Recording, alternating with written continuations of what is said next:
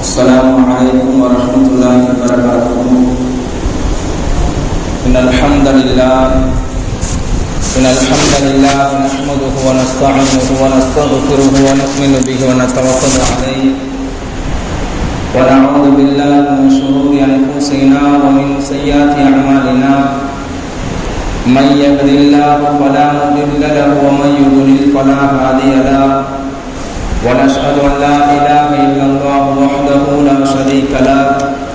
ونشهد أن سيدنا وسندنا ومولانا محمدا عبده ورسوله أرسله بالحق بشيرا ونذيرا وداعيا إلى الله بإذنه وسراجا منيرا. بلغ رسالة وأدى الأمانة وقام حجته ودعا إلى الحق. اللهم صل على سيدنا نبينا مولانا محمد وبارك وسلم. أما بعد، أعوذ بالله من الشيطان الرجيم. بسم الله الرحمن الرحيم. قل صدق الله فاتبعوا ملة إبراهيم حنيفا وما كان من المشركين. صدق الله العظيم. وقال رسول الله صلى الله عليه وسلم: إنما الأعمال بالنيات وإنما لكل امرئ ما نوى أو كما قال عليه الصلاة والسلام. விண்ணையும் மண்ணையும் படைத்து பரிபாலித்துக் கொண்டிருக்கின்ற இறைவனுக்கு எல்லா புகழும் உரித்தாகட்டுமாக. இந்த உலகத்தில் இறுதி தூதுவர் முஹம்மது முஸ்தபா ஸல்லல்லாஹு அலைஹி வஸல்லம் அவர்களை வழுவாத தழுவாத பின்பற்றிய சத்திய சஹாபாக்கள், தாபீன்கள், தபா தாபீன்கள், நாதாக்கள், சுஹதாக்கள், நல்லடியார்கள், நாம் அனைவர்கள் மீதும் சாந்தியும் சமாதானமும் என்றென்றும் நிலவட்டுமாக. கண்ணியத்து குறித்தானவர்களே, ரமலானுடைய மாதம் முடிந்து மிக விரைவில் ஹஜ்ஜுடைய மாதம் நம்மளை நோக்கி முன்வந்து கொண்டிருக்கிறது. ஹஜ் என்றாலே பைத்துல்லாவை தரிசிக்க வேண்டும், சந்திக்க வேண்டும். என்றும் ஒரு நாள் மரணம் வருவதற்கு முன்பாக காபத்துல்லாவை உம்ராவாது செய்ய வேண்டும் அல்லது ஹஜ்ஜியாக செய்ய வேண்டும் என்பதற்கு ஒவ்வொரு மனதில் ஒவ்வொரு நபருடைய உள்ளத்திலே ஓடிக்கொண்டே இருக்கும்.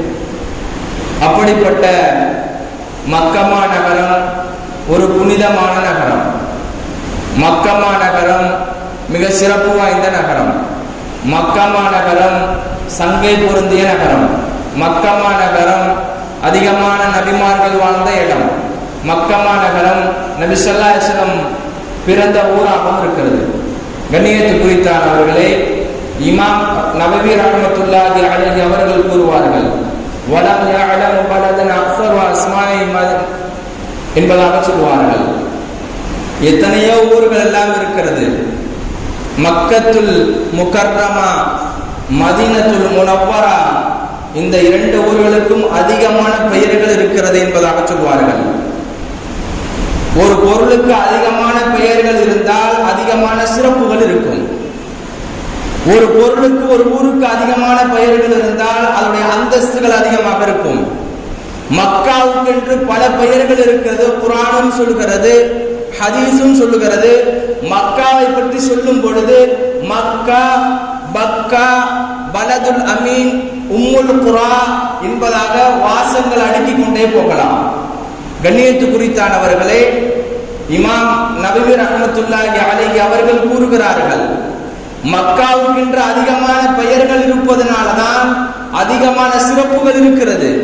அதிகமாக சிறப்புகள் இருப்பதனால்தான் அதிகமான இடங்கள் இருக்கிறது. ஒவ்வொரு இடத்துக்கும் சிறப்புகள் இருக்கிறது என்பதாக சொல்கிறார்கள். கண்ணியத்து குறித்தானவர்களே, மக்காவை பற்றி ஒரே ஒரு மக்காவுடைய வாசகத்தை பற்றி அல்லாஹ் ஒரே ஒரு இடத்துல மட்டும்தான் சொல்லுகிறான். அவன் சொல்லும் பொழுதெல்லாம் குர்ஆனிலே திறந்து பார்த்தோம், பிரட்டி பார்த்தோம் என்றால் பைத்துல்லா, மஸ்ஜிதுல் ஹரம் என்பதாக தான் சொல்லுவான். மக்கா என்று சொல்லக்கூடிய வார்த்தை ஒரு இடத்தில் மட்டும் குர்ஆனிலே வருகிறது. பக்கா என்று சொல்லக்கூடிய வார்த்தை ஒரே ஒரு இடத்துல வருகிறது. நம்ம எல்லாம் நினைக்கலாம், ஒவ்வொரு ஊருக்கு எதுக்கா பெயர் வச்சாங்கன்னு சொன்னாங்கன்னா, இந்த பெயர் எதுக்காக வந்ததுன்னு சொல்லி ஒவ்வொரு மக்களும் சொல்வார்கள். மதுரை என்றாலே மல்லி என்பதாக சொல்வார்கள். மதுரைக்கு பேரு போனது மல்லி என்பதாக சொல்வார்கள். மதுரைக்கு முன்பாக மருதை என்பதாக இருந்தது, அதை மதுரையாக மாற்றப்பட்டது. அதே போல திருச்சிராப்பள்ளி என்றால் அது திருச்சிராப்பள்ளி என்பதாக பெயர் வைக்கப்பட்டது. மணப்பாறை என்றாலே மணப்பாறை முறுக்கு பேமஸாக இருக்கும் என்பதாக சொல்வார்கள். அதே போலதான் மக்கமா நகரத்துக்கு அதுக்கு ஏன் பெயர் வைக்கப்பட்டது? என்னுடைய ஊருக்கு பெயர் வைத்தது காரணம், என்னுடைய ஊர் ஒரு விஷயத்துல ஏதாவது வஸ்துக்களை சிறப்பு வாய்ந்தது இருப்பதினாலதான் என்னுடைய ஊருக்கு பெயர் வந்தது. மக்கமா நகரத்துக்கு ஏன் மக்கா என்று பெயர் வைக்கப்பட்டது? வரலாறு தப்சீருடைய குருத்துபியுடைய கிதாபில் பதிவு செய்யப்படுகிறது. மக்கா ஏன் பெயர் வைக்கப்பட்டது என்று சொன்னால், முதலாவதாக மக்கள்கள் அதிகமாக வரக்கூடிய இடத்துக்கு மக்கா என்பதாக சொல்வார்கள். இரண்டாவதாக தண்ணீர் குறைவாக இருப்பதினால் அதற்கு மக்கா என்பதாக பெயர் வைக்கப்பட்டது. மக்கா என்று சொன்னால் அந்த முழு நகரத்துக்கே மக்கா என்பதாக சொல்லப்படும் என்பதாக மூன்றாவது வாசகத்தை பதிவு செய்கிறார்கள். மக்காவுக்கு மற்றொரு பெயரும் இருக்கிறது, பக்கா என்பதாக சொல்வார்கள். பக்கா பக்கா என்றால் இஸ்திஹாமன், நெருக்கடி. மக்கள் கூட்டம் கூட்டமாக மக்கமா நகரத்துக்கு வருவதனால மக்கள் எல்லாம் தவாப் செய்கிறார்கள். கூட்டம் கூட்டமாக வருவதனால நெரிச்சல் ஏற்படுகிறது. அதற்காக பக்கா என்பதாக வைக்கப்பட்டிருக்கிறது. மக்காவுக்கு மற்றொரு பெயர் பக்கா என்பதாக சொல்கிறார்கள். பக்கா இருக்கிறது, நெரிச்சல் ஏற்படுவதனால பக்கா என்பதாக வைக்கப்படுகிறது என்பதாக சொல்கிறார்கள். இரண்டாவது சிறப்பு இருக்கிற பக்காவுக்கு உண்டானது பைத்துல்லா இருக்கிறது, காபத்துல்லா இருக்கிறது. அதற்கு மட்டும்தான் பக்கா என்பதாக சொல்வார்கள். முழு நகரத்துக்கு மக்கா என்பதாக சொல்வார்கள். கண்ணியத்து குறித்தானவர்களே, மக்காவுக்கென்று சிறப்புகளும் இருக்கிறது, மதினாவுக்கென்று சிறப்புகளும் இருக்கிறது, மக்காவுக்கென்று அதிகமான பெயர்கள் இருக்கிறது என்பதாக வரலாற்றிலே பதிவு செய்யப்படுகிறது. மக்காவுக்கு மூணாவது சிறப்பு இருக்கிறது, பெருமையாக இருக்கக்கூடியவன், பெருமையாக நடக்கக்கூடியவன். காபத்துல்லாவை தரிசிக்க செல்கிறான், அவனுடைய பெருமை எல்லாம் குறைந்து விடுகிறது. மக்கள் எல்லோரும் சக மக்களும் ஒன்றோடு சேர்ந்து வருகிறார்கள், சக மக்களும் தவாபு செய்கிறார்கள். இவருடைய பெருமை இருக்கிறதே குறைகிறது என்பதாக வரலாறுகளை பதிவு செய்யப்படுகிறது. கண்ணியத்து குறித்தானவர்களே, மக்காவுக்கு இவ்வளவு பெயர்கள் இருக்கிறது என்று சொன்னால், இந்த மக்காவுடைய சிறப்புகளை பற்றி ஏராளமான ஹதீசுகளும் வந்திருக்கிறது. நபி ஸல்லல்லாஹு அலைஹி வஸல்லம் அவர்கள் ஒரு ஹதீஸில் இப்படியும் சொல்லியிருக்கிறார்கள். அப்துல்லாஹ் இப்னு அம்ர் இப்னு ஆஸ் ரலியல்லாஹு அன்ஹுமா அவர்கள் அறிவிக்கிறார்கள், அல்லாஹ் ஜிப்ரீல் அலைஹிஸ்ஸலாத்தை கூப்பிட்டு சொன்னானா, ஆதம் அலைஹிஸ்ஸலாத்தையும் ஹவ்வா அலைஹிஸ்ஸலாத்தை போங்க அப்படின்னு. ஜிப்ரீல் அலைஹிஸ்ஸலாம் அவர்களை ஆதம் அலைஹிஸ்ஸலாம் ஹவ்வா அலைஹிஸ்ஸலாத்தின் பக்கமாக அனுப்பி வைத்து ரெண்டு பேருக்கும் கட்டளை எடுக்கிறார்கள், காபத்துல்லாவை கட்ட வேண்டும் என்பதாக. காபத்துல்லாவை கட்டுகிறார்கள் ஆதம் அலைஹிஸ்ஸலாம் அவர்கள். அதற்கு பிறகு ஒரு கட்டளை வருகிறது, காபத்துல்லாவை நீங்கள் தவாப் செய்ய வேண்டும். காபத்துல்லாவை கட்டிய பிறகு காபத்துல்லாவை நீங்கள் தவாப் செய்ய வேண்டும்.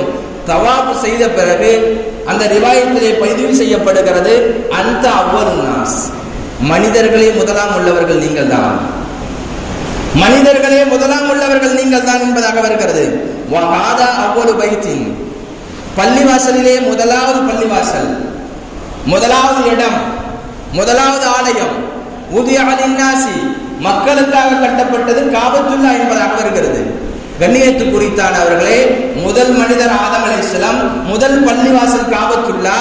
இதை காபத்துல்லாவை முதல் மனிதராக படைக்கப்பட்டு அல்லாஹ் நபியவர்களை ஆதம் அலைஹிஸ்ஸலாம் அவர்களை முதலாவது மனிதராக படைத்து அவரை அந்த காபத்துல்லாவை கட்ட சொல்லி அதனை தவாப் செய்ய சொல்லி வணக்க வழிபாடுகளை எல்லாம் செய்ய சொல்லி முதலாவது மனிதர் என்பதாக சிறப்புப்படுத்துகிறான், முதலாவது பள்ளிவாசல் என்பதாக சிறப்புப்படுத்துகிறான். கண்ணியத்து குறித்தானவர்களே, காபத்துல்லா இருக்கிறதே ஒரு சங்கை பொருந்தியது என்பதாக வருகிறது.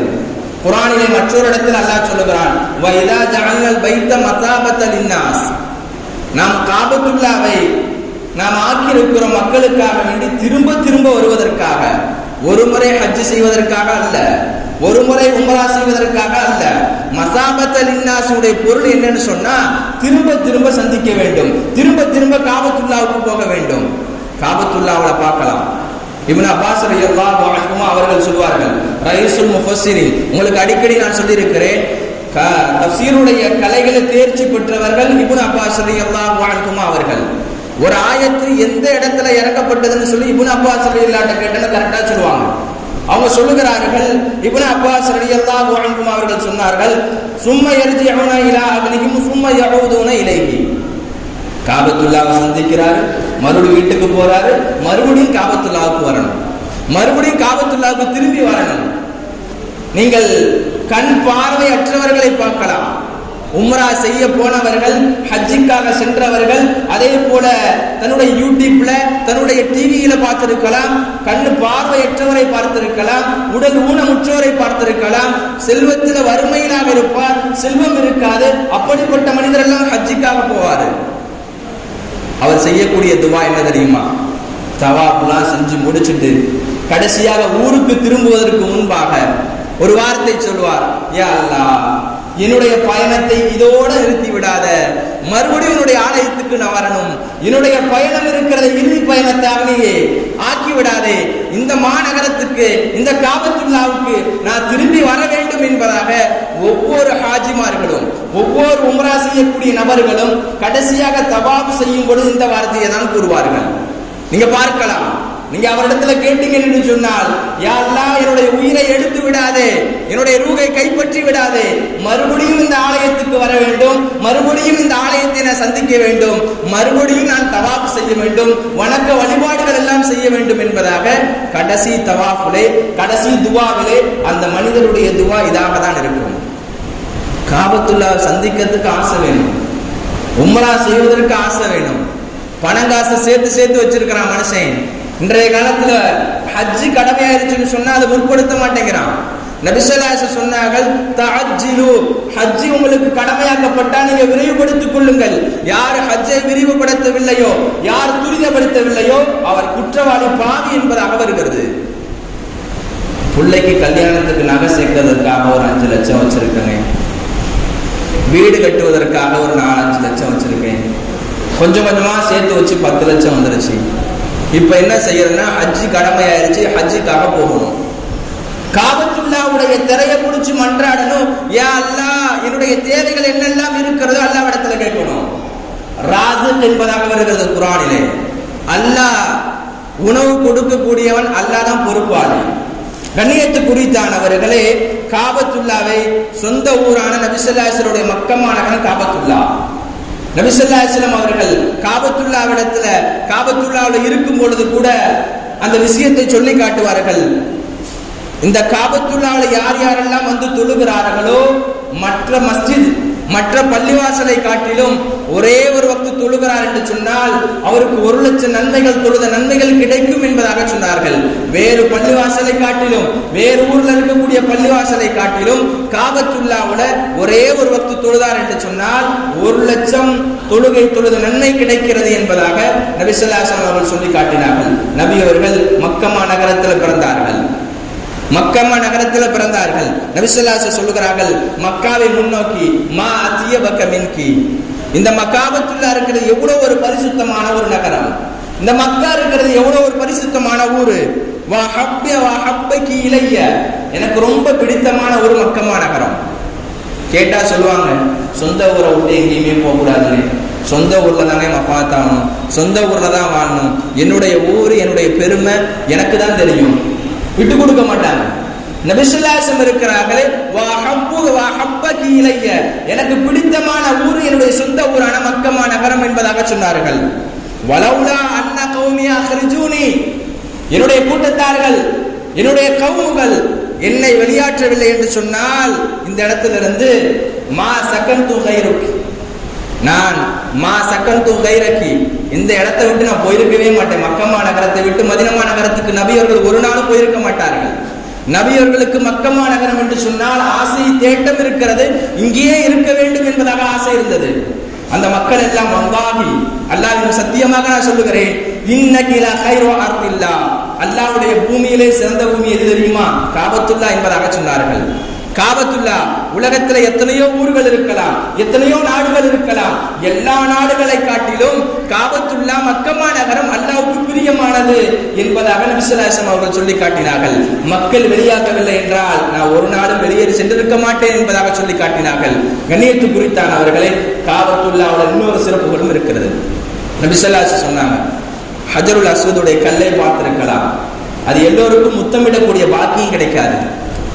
ரொம்ப நெரிச்சலாக இருக்கும் தவாப் செய்யும் பொழுது கூட நபி ஸல்லல்லாஹு அலைஹி வஸல்லம் காபத்துல்லாஹ்ல அந்த தவாப் செய்து முடித்த பிறகு அந்த இதுல ஹஜருல் அஸ்வதை கல்லை முத்தமிடும் பொழுது நபி ஸல்லல்லாஹு அலைஹி வஸல்லம் ரொம்ப தேம்பி அழுதாங்க. இதை பார்த்த உமர் ரலியல்லாஹு அன்ஹு அவர்கள் கேட்டார்கள், யா ரசூலல்லாஹ், இப்படி அழுகிறீர்கள் என்பதாக கேட்கும் பொழுது நபி ஸல்லல்லாஹு அலைஹி வஸல்லம் சொன்னார்கள், இது அழக்கூடிய இடம் என்பதாக சொல்லி காட்டினார்கள். அழக்கூடிய இடம் காபத்துல்லா என்பதாக சொன்னார்கள். இங்கேதான் அழுக வேண்டும். ஹஜருல் அஸ்வது கல் இருக்கிறதே, அதை பார்த்து முத்தமிட்டு விட்டு சொன்னார்கள், கண்ணியத்து குறித்தானவர்களே, ஹஜருல் அஸ்வத் இருக்கிறதே, இந்த கல்லை பார்த்து நபி ஸல்லல்லாஹு அலைஹி வஸல்லம் ஒரு வார்த்தை சொன்னார்கள், நாளை மறுமையுடைய நாள்ல இதுக்கு ஒரு 2 கண்கள் கொடுக்கப்படும், யுபசிரு பிஹிமா, இந்த 2 கண்களின் மூலமாக பார்க்கப்படும், வலிசானன் யன்திகு, இதுக்கு ஒரு நாவு கொடுக்கப்படும், அந்த நாவின் மூலமாக பேசும் என்பதாக சொன்னார்கள். யார் காபத்துல்லாவுக்கு சென்று ஹஜருல் அஸ்வதை கல்லை தொடுகிறார்களோ, யார் காபத்துல்லாவுக்கு சென்று ஹஜருல் அஸ்வதை கல்லை முத்தமிடுகிறார்களோ, அந்த கல்லு நாளை மறுமையினால சாட்சி சொல்லுமா? ஒரு ஈமானுடைய மனிதன் காபத்துல்லாவுக்கு வந்தான், இந்த மனிதன் தவாப் செஞ்சு முடிச்சுட்டு என்னை முத்தமிட்டான், இந்த மனிதர் என்னை தொட்டார் என்பதாக காபத்துல்லா ஹஜருல் அஸ்வத் கல்லு சொல்லும். கண்ணியத்து குறித்தானவர்களே, ஆசை இருக்கணும், தேட்டம் இருக்கணும், பணம் காசெல்லாம் சேர்த்து வைக்கிறோம், உம்ரா செய்ய போகணும், ஹஜ் செய்ய போகணும், என்னைக்கே என்னுடைய மரணம் நெருங்கிக் கொண்டே இருக்கிறது, என்னுடைய ஆய்வு காலங்கள்ல ஒரு நாளாவது நான் ஹஜ்ஜுக்கு போக வேண்டும், ஒரு நாளாவது நான் உம்ரா செய்ய வேண்டும். பணத்தை எல்லாம் சேர்த்து கபருக்கு கொண்டு போவது கிடையாது, பணத்தை எல்லாம் சேர்த்து எல்லாம் இங்கேதான் விட்டு போகிறோம். எதை எடுத்துட்டு போகும் என்று சொன்னால் நம்முடைய ஆமால்கள், நாம் செய்த தொழுகைகள், நாம் செய்த ஹஜ்ஜி, நாம் செய்த உம்ராக்கள், நாம் செய்த வணக்க வழிபாடுகள், இதுதான் எடுத்து போகுவோம். காபத்துல்லாஹ்ல போய் அந்த இடத்துல தவாப் செய்தோம் என்றால், ஹஜருல் அஸ்வதை கல்லை தொட்டோம் என்றால், யார் ஹஜருல் அஸ்வதை கல்லை தொடுகிறார்களோ, முத்தமிடுகிறார்களோ, நபி ஸல்லல்லாஹு அலைஹி வஸல்லம் சுன்னத்தி என்பதாக ரிவாயத்திலே வந்திருக்கிறது. கண்ணியத்து குறித்தானவர்களை, பணம் காசை பார்க்காதீங்க, பாக்கெட்ட பார்க்காதீங்க. இன்னைக்கு எத்தனையோ மனிதர்களுக்கு காசு பணம் அல்லாஹ் கொடுத்திருக்கிறான், ஹஜ் செய்ய போக மாட்டேங்கிறாங்க. எத்தனையோ மனிதர்கள் காபத்துல்லா வரையும் செல்கிறார்கள், 4 லட்சம் 5 லட்சம் உடைய பணத்தை கட்டுகிறார்கள். அந்த ஜித்தாவுடைய நாட்டில் போய் இறங்கின பிறகு என்னால நடக்க முடியல, என்னுடைய சொந்த ஊருக்கே நான் போயிடுறேன் என்பதாக சொல்கிறார்கள். மறுபடியும் தன்னுடைய ஏர்போர்ட்ல இறங்கி வீட்டுக்கு போற நல்லா நடந்து போறாரு. இப்படியும் கேள்விப்பட்டு இருக்கிறோம். அதனுடைய அந்த பிளைட் இருக்கிறது, விமானத்துல உட்கார்ந்த பிறகு அவனுக்கு ஒரு பயம் ஏற்படுகிறது, என்னை இறக்கி விட்டுருங்களே, காபத்துல்லாவுக்கு என்னால போக முடியாது. அல்லாஹ் யாரை நாடுறானோ காபத்துல்லாவுக்கு நசீபாக்குறான். அல்லாஹ் யாரை நாடுகிறானோ தன்னுடைய வீட்டுல ஹஜ் செய்யக்கூடிய பாக்கியத்தை கொடுக்கிறான். அல்லாஹ் யாரை நாடுகிறானோ அவருக்கு உம்ரா செய்யக்கூடிய பாக்கியத்தை கொடுக்கிறான். அதற்கு நாம் என்ன செய்ய வேண்டும்? ஒவ்வொரு நேர தொழுகையிலும் அல்லாஹ் இடத்துல துவா செய்யும் பொழுது, எனக்கு மரணத்துக்குள்ள ஹஜ் செய்யக்கூடிய பாக்கியத்தை, உம்ரா செய்யக்கூடிய பாக்கியத்தை கூடிய அல்லாஹ்னு கேட்க வேண்டும். கண்ணியத்து குறித்தானவர்களே, இதுக்கெல்லாம் பொறுப்பானவன், இதுக்கெல்லாம் சொந்தக்காரன் அல்லாஹ்வாக இருக்கிறான். நீங்கள் அல்லாஹ்விடத்துல துவா செய்யுங்கள். மரணத்துக்குள்ள நம்முடைய காபத்துல்லாவை தரிசிக்க வேண்டும். மரணம் வருவதற்கு முன்பாக காபாவை தரிசித்து நாம் அந்த இடத்துல தவாப் செய்து அந்த ஹஜருல் அஸ்வதை கல்லை முத்தமிட்டு நாளை மறுமையுடைய நாள்ல அது நமக்கு சாட்சி சொல்லக்கூடிய பாக்கியத்தை அல்லாஹ் உங்களுக்கும் எனக்கும் தந்து அருள் புரிவானாக. எதையெல்லாம் சொன்னமோ அதையெல்லாம் நம்ம கேட்டு அமல் செய்யக்கூடிய பாக்கியத்தை ஏற்படுத்துவானாக. மரணம் வருவதற்கு முன்பாக எல்லோரும் காபத்துல்லாவை தரிசிக்கக்கூடிய பாக்கியத்தை ஏற்படுத்தி தந்து அருள் புரிவானாக. ஒரு முறை ஹஜ் செய்யக்கூடாது, வருடாந்திர ஹஜ் செய்யக்கூடிய பாக்கியத்தை உங்களுக்கும் எனக்கும் தந்து அருள் புரிவானாக. நம்முடைய சந்ததிகளுக்கும் தந்து அருள் புரிவானாக. வாஹிர் தவானா அல்ஹம்துலில்லாஹி ரப்பில் ஆலமீன். அஸ்ஸலாமு அலைக்கும் வரஹ்மத்துல்லாஹி வபரகாத்துஹு. மதுரையிலிருந்து பார்வையற்றவர்கள் மதரசாவிலிருந்து ஒரு 25 நபர்கள் ஓதுகிறார்கள். வருஷாந்திர நம்முடைய பள்ளிவாசலுக்கு வரக்கூடிய ஒவ்வொரு வாய்ப்பும் இருக்கிறது. ஒவ்வொரு முறை வந்திருக்கிறார்கள். அவர்கள் உங்களை தேடி வந்திருக்கிறார்கள். அவர்களுக்காக தாராளமான முறையில் உதவி செய்யுங்க. இதில் கண் பார்வையற்றவர்கள் இருக்கிறார்கள், உடல் ஊனமுற்றவர்கள் இருக்கிறார்கள். இவருடைய சாப்பாட்டுக்காக வேண்டி, இவருடைய ஆடைகளுக்காக வேண்டி, உண்ணக்கூடிய உணவாக